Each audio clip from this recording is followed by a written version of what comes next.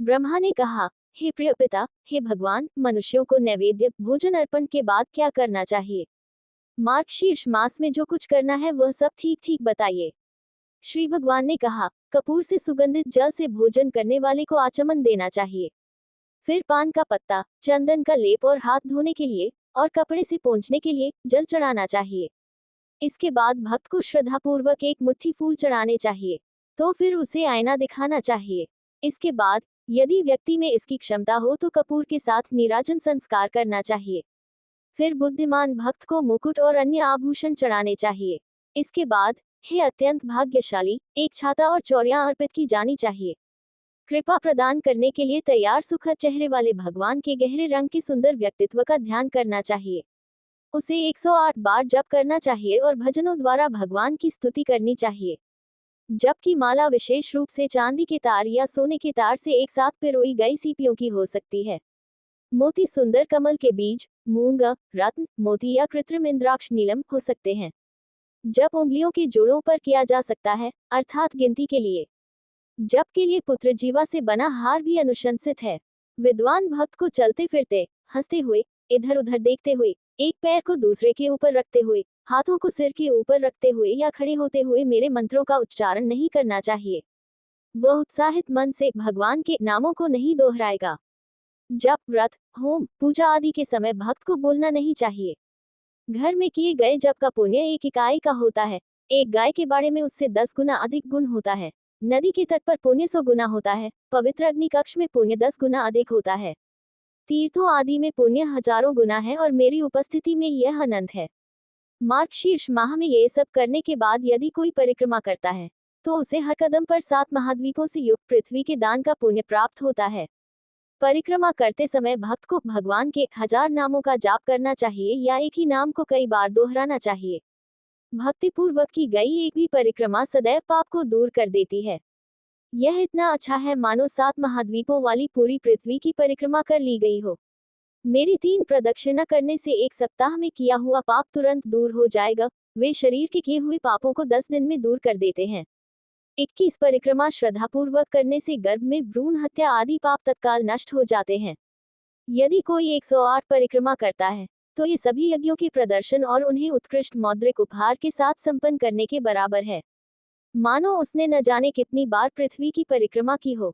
माता की, पृथ्वी की और शालग्राम की परिक्रमा, ये तीनों एक दूसरे के समतुल्य मानी जाती हैं।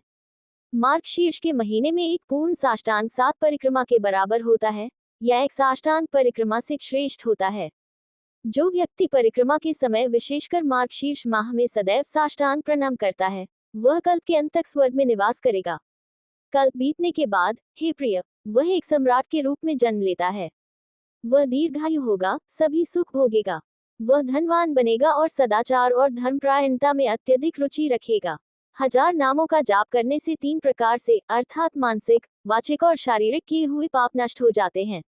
खैर, ज्यादा बातचीत से क्या फायदा। हे पुत्र, ये रहस्य मुझसे सुनो। दामोदर नाम के उच्चारण से मुझे अद्वितीय आनंद प्राप्त होगा। गुण सूचक ये नाम मुझे मेरी माता यशोदा ने तब दिया था जब मैंने गोकुल वालों की बस्ती में दही का मटका फोड़ा था। उस समय यशोदा ने मुझे दमन रस्सी के माध्यम से ओखली से कसकर बांध दिया।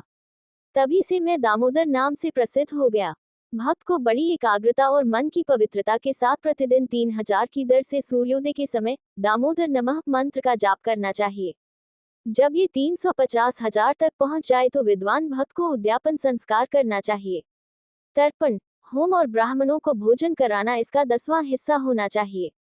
यदि कोई भक्तिपूर्वक ऐसा करता है तो मैं उसे उसकी इच्छानुसार सब कुछ प्रदान करता हूँ। धन, धान्य, स्त्री, पुत्र तथा अन्य इच्छित वस्तुएं। ये बात मैंने 3 बार, ये सत्य है, कहकर कही है। हे अत्यधिक बुद्धिमान, विश्वास करो। हे पुत्र, यह महान मंत्र मैंने कृपापूर्वक प्रकट किया है। मंत्र दामोदर को प्रणाम दोहराने के बाद भक्त को हमेशा परिक्रमा करनी चाहिए और शरीर के सभी 8 अंगों अष्टांगों के साथ, हे पुत्र, साष्टांग प्रणाम करना चाहिए। पैर, हाथ, घुटने, छाती, सिर, मन, वचन और आंखों से प्रणाम करने को अष्टांग कहते हैं। वह सिर को मेरे पैरों के पास रखे और हथेलियों को जोड़कर इस प्रकार प्रार्थना करे कि हे प्रभु, मैं मृत्यु के चंगुल रूपी समुद्र से डरता हूँ। मैंने आपका सहारा लिया है।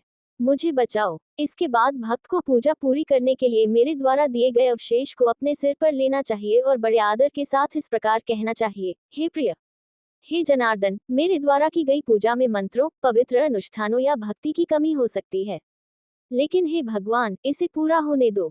मार्गशीर्ष माह के दौरान ढोल, मृदंग और पण्डवों के साथ नृत्य कार्यक्रम आयोजित किया जाना चाहिए। ये पुरुषों को योग्यता प्रदान करता है। गीत, वाद्य संगीत, नृत्य और पूजा के समय पुस्तकों का पढ़ना है चतुर्मुखी, ये सभी मुझे सदैव प्रसन्न करते हैं। यदि गीत और वाद्य संगीत उपलब्ध नहीं है तो पंचस्तव 5 प्रार्थनाओं का एक समूह मेरे लिए अत्यधिक आनंददायक है। हे अत्यंत भाग्यशाली व्यक्ति, इसमें विष्णु सहस्त्र नाम, विष्णु के 1000 नाम, भीष्म स्तवराज, भीष्म द्वारा कृष्ण की स्तवन, गजेंद्र मोक्ष, नारायण कवच और भागवत गीता शामिल हैं। ये 5 मिलकर पंचास्तव 5 प्रार्थना भजन बनाते हैं। यदि कोई भक्त शालग्राम से निकलने वाले पाददक, वह पानी जिससे पैर धोए जाते हैं, पीता है, तो हजारों पंचगव्य 5 दूध उत्पाद पीने से क्या फायदा। यदि कोई मनुष्य शालग्राम के जल की एक बूंद भी पी ले, तो भी वह कभी मां का दूध नहीं पिएगा, उसे मोक्ष की प्राप्ति होगी। जो लोग पाददक को अपने सिर पर रखते हैं, जो लोग इसे पीते हैं, उन्हें जन्म या मृत्यु के कारण होने वाला दुख नहीं होगा। एक व्यक्ति को अच्छे आचरण वाले लोगों के समाज से बाहर कर दिया गया हो सकता है, लेकिन अगर उसे मृत्यु के समय पाददक दिया जाए, तो उसे इसके बाद सर्वश्रेष्ठ गति प्राप्त होगी। जो व्यक्ति निषिद्ध पे पीता है, निषिद्ध खाद्य पदार्थ खाता है और निषिद्ध स्त्री के पास जाता है, जो पापपूर्ण कार्य करता है, वह पादंबु अर्थात पाददक का सहारा लेकर तुरंत पवित्र हो जाता है। चरणों का जल चंद्रायन या पादकृच्छर के प्रायश्चित संस्कारों से श्रेष्ठ है। काला घृत, केसर, कपूर और अक्षत, इनमें से प्रत्येक पाददक के साथ मिश्रित होकर सभी पवित्र वस्तुओं को पवित्र करने वाला है। हे श्रेष्ठ ब्राह्मण, दर्शन मात्र से पवित्र किया हुआ जल मनुष्य के पापों को नष्ट कर देता है। पैरों का जल तो और भी अधिक करता है।